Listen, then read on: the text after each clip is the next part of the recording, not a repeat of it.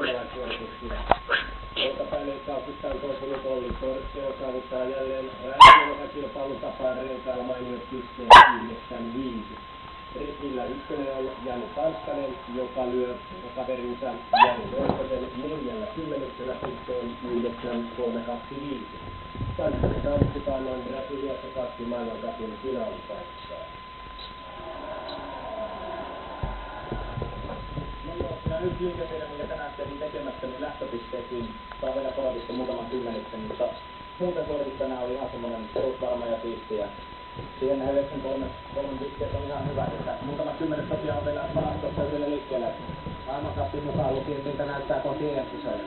No ihan hyvä, että nyt Brasilian maailmancupissa yritetään hevosilla rekillä finaalista, että se on aina kova saattu. Nyt on muutama maailmancupin sisä ja siellä on tavoitteet myös finaalista ja samoin siinä kivenkilpailu.